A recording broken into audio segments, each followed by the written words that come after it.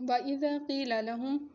اور اذا جب قیلا کہا جاتا ہے لہم ان کو لا تفسدوا فساد نہ مچاؤ فی الارض زمین میں، قالو کہتے ہیں انما بے شک نحن ہم مصلحون اصلاح کرنے والے ہیں۔ جب انہیں کہا جاتا ہے کہ فساد نہ مچاؤ زمین میں تو کہتے ہیں ہم تو اصلاح کرنے والے ہیں۔ الا خبردار انہم بے شک ہم وہ مفسدون فساد کرنے والے ہیں، ولکن اور لیکن لا یشعرون لیکن وہ شعور نہیں رکھتے۔ بے شک وہ فساد مچانے والے ہیں لیکن وہ اس بات کا شعور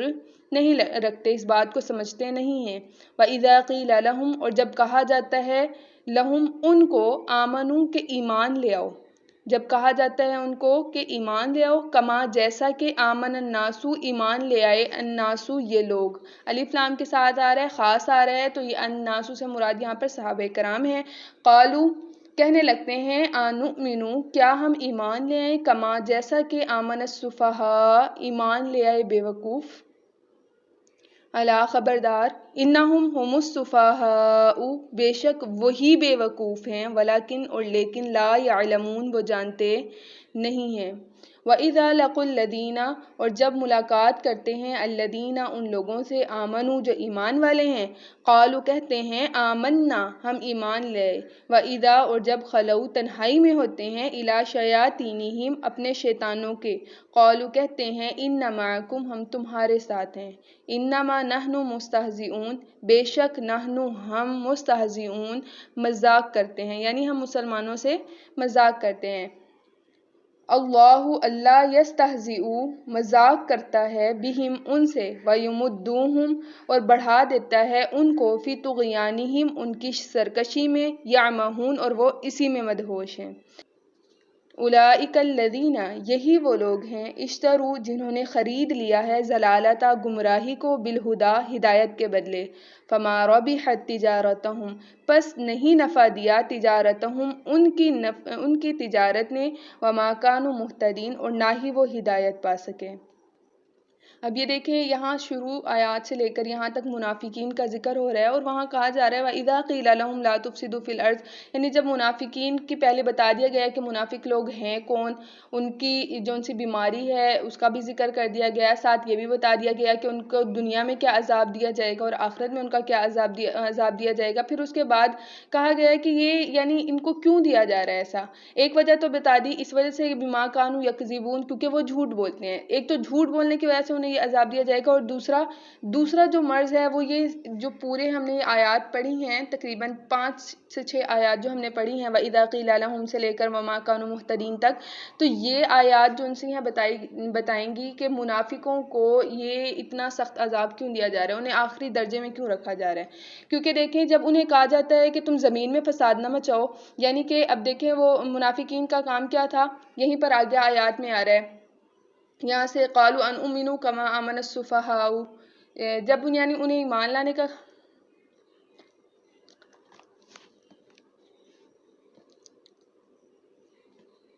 تو دیکھیں منافقین کو یہ اتنا سخت عذاب کیوں دیا جا رہا ہے، اس کا ذکر انہی آیات میں ہے۔ دیکھیں سب سے پہلی چیز جب انہیں ایمان لانے کا کہا جاتا ہے تو وہ ایمان لانے سے انکار کر دیتے ہیں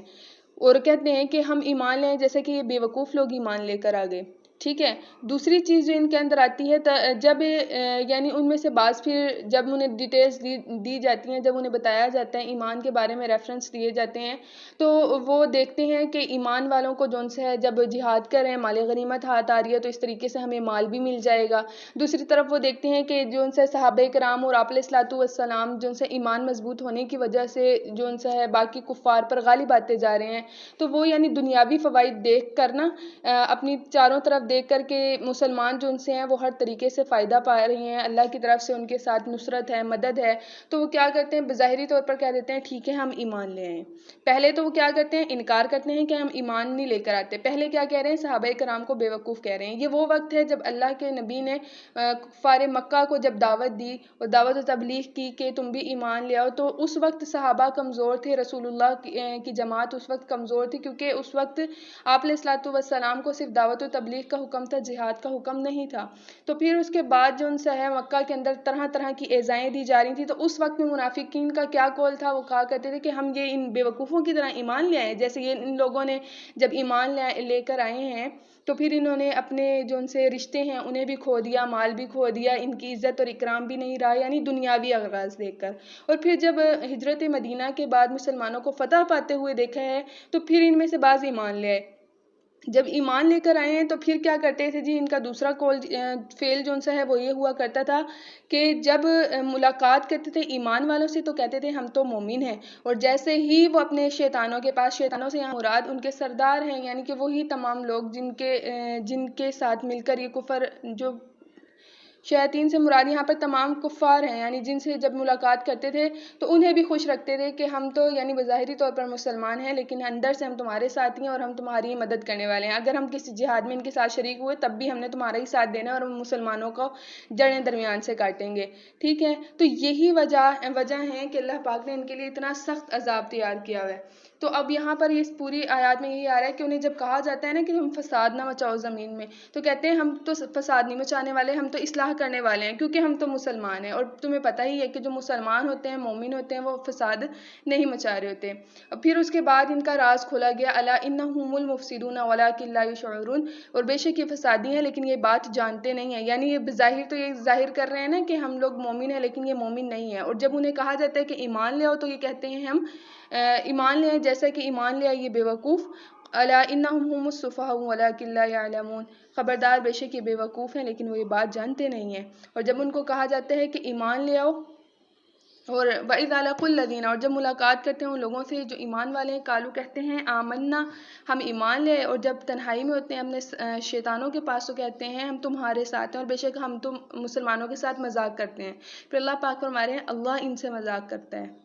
یہ تو یہ کہہ رہے ہیں نا بظاہری طور پر کہ ہم مسلمانوں سے مذاق کرتے ہیں، یعنی انہیں اس چیز کا پتہ ہی نہیں ہے کہ ہم ان کی جڑیں کاٹ رہے ہیں۔ اللہ پاک فرما رہے ہیں اللہ یستہزئ بہم ویمدہم فی طغیانہم یعمہون، اللہ ان سے مذاق کرتا ہے اور اللہ ان کو ترقی دیتا ہے،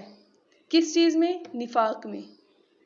برائی میں، حسد میں، یہ یعنی وہ کر کے، جیسے ہی دیکھیں اب یہاں پہ منافقوں کی ایک ہی چیز ہمیں بار بار ظاہر ہو رہی ہے کہ یہ منافقت کر کے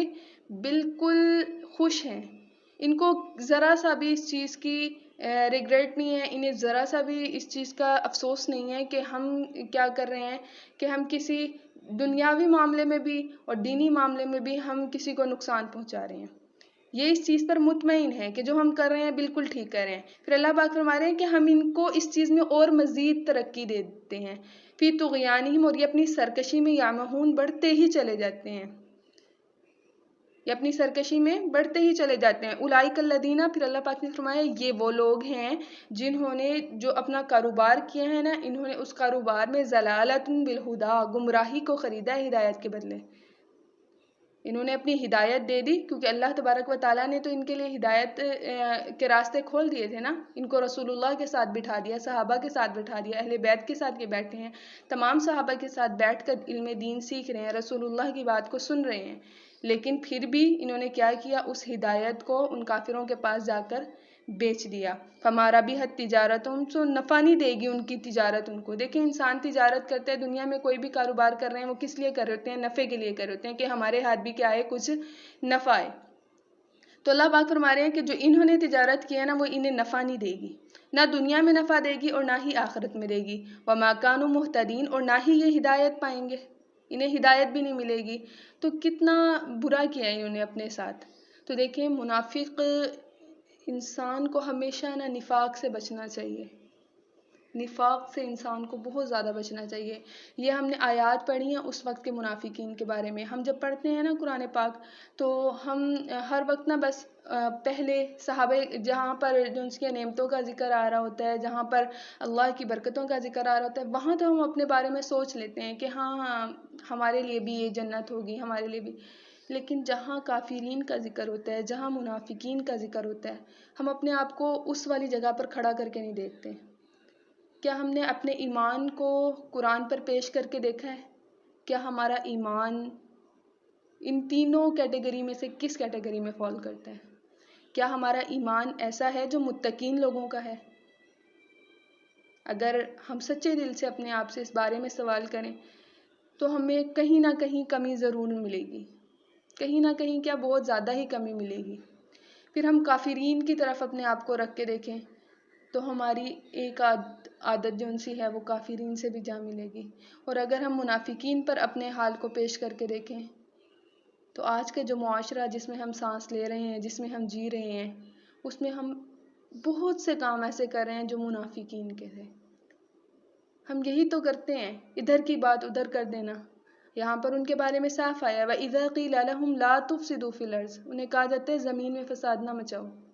یہ فساد کیسے مچایا کرتے تھے؟ ایسے ہی تو مچاتے تھے۔ دیکھیں یہاں آگے آیات آ رہی ہیں نا، وَإِذَا لَقُوا الَّذِينَ آمَنُوا قَالُوا آمَنَّا وَإِذَا خَلَوْا إِلَىٰ شَيَاطِينِهِمْ قَالُوا إِنَّ مَعَكُمْ إِنَّمَا نَحْنُ مُسْتَهْزِئُونَ۔ جب وہ ایمان والوں سے ملاقات کرتے تھے تو انہیں کہتے تھے کہ ہم تمہارے ہیں، اور جب شیطانوں سے ملتے تھے تو پھر کہتے تھے ہم تمہارے ہیں۔ آج ہم یہی کام کر رہے ہیں۔ قرآن یہ 1400 سال پہلے کی کتاب ضرور ہے، لیکن یہ معجزہ آج بھی زندہ ہے۔ یہ جیسے اس وقت کے صحابہ کرام پر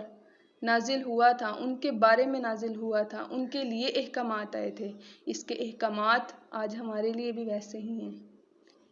آج کے دور کے مومن کو بھی اسی کے مطابقت سے زندگی گزارنی ہوگی۔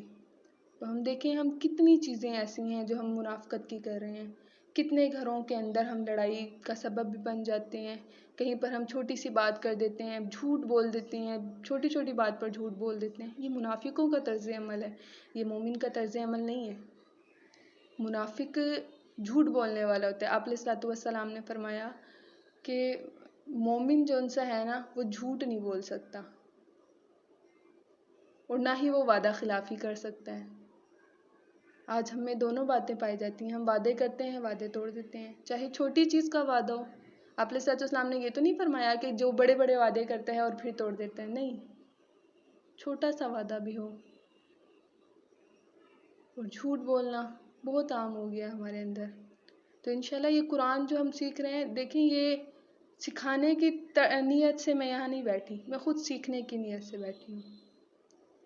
آپ سے میں سیکھوں گی، مجھ سے آپ سیکھیں گے، میں بولوں گی، اللہ تبارک و تعالیٰ میری زبان سے کیا پتہ ایسے الفاظ نکال دے جو کسی اور کے لیے راہ ہدایت بن جائے، کیا پتہ اللہ پاک میرے الفاظ میں وہ تاثیر ڈال دے جس سے میری ہی زندگی جو سی ہے ہدایت کے راستے پر آ جائے۔ تو دیکھیں یہ سفر جو سا ہے انشاءاللہ یہ میرے اکیلے سے نہیں چل سکے گا۔ جس تک میرا یہ پیغام پہنچ رہا ہے، جو میری یہاں تک کی بات سن رہا ہے، جو جہاں تک میری آواز پہنچ رہی ہے، وہ اس سفر میں میرا ساتھ دیں۔ ساتھ کیسے دیں گے؟ اس کو زیادہ سے زیادہ آگے پھیلائیں۔ پھیلانے سے دین جو سا ہے وہ ہمارے لیے ذریعہ نجات بن جائے گا۔ اللہ پاک مجھے اور آپ کو